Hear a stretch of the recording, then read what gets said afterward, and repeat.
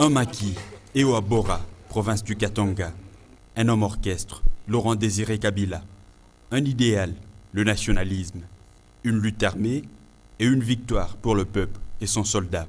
Je dois vous assurer que je suis un soldat du peuple et je ferai mon devoir jusqu'à mon dernier jour.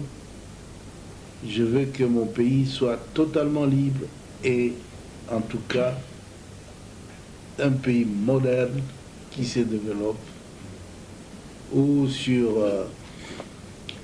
le plan social, nos villages doivent être transformés.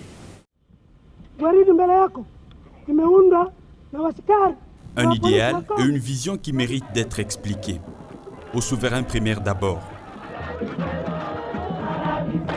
Mais Laurent Désiré Kabila décide également de porter son message auprès de la communauté internationale en bloc, mais aussi auprès des différents partenaires privilégiés, pris séparément. Sans oublier de personnalités mondiales de premier rang, comme le souverain pontife. Mais sa vision est loin de reposer sur l'apport extérieur, et ce n'est pas ce balai diplomatique qui lui fera changer d'avis. Alors s'ils ne comprennent pas, les Congolais comprennent maintenant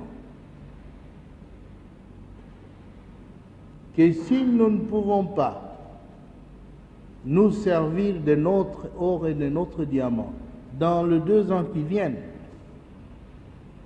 nous n'allons pas construire la prospérité de notre peuple. Il n'y aura pas assez d'écoles, pas assez d'hôpitaux,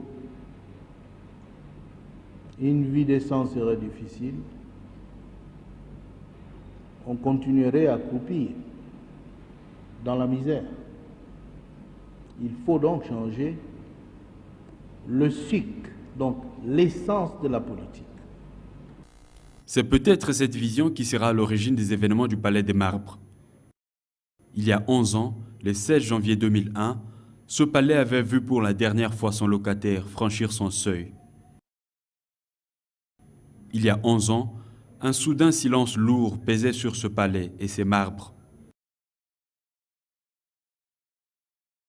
Et il y a 11 ans enfin, le peuple avait décidé de briser son silence pour pleurer son soldat.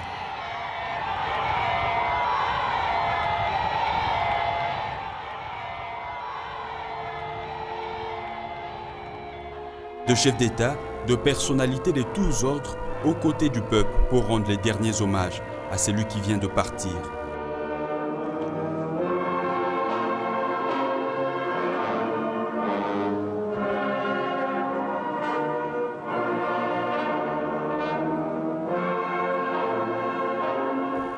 Non, grâce à son héritage, il ne nous a pas quittés. Et Abdoulaye Yerodia, l'un de ses vieux compagnons de lutte, semble l'avoir compris. Vous regardez et que vous ne me voyez pas. C'est ça donc la mort. Je refuse que vous soyez mort. Nous refusons que vous soyez mort. Parce que, Monsieur le Président, vous voilà au terme, après un itinéraire riche qui nous a tous instruits à vous suivre partout où vous êtes allés, dans la montagne, à Ewa Bora, à Wimbidira, jusqu'à Kinshasa, où vous avez entrepris ce que le Mumba avait commencé. 10 ans après, les idéaux de Laurent Désiré Kabila qui prenaient la prise en charge des Congolais par eux-mêmes ont survécu à l'épreuve du temps. Et à chaque étape de l'histoire, chacun pourra juger et dire si les pays les observent, s'en rapprochent ou s'en éloignent.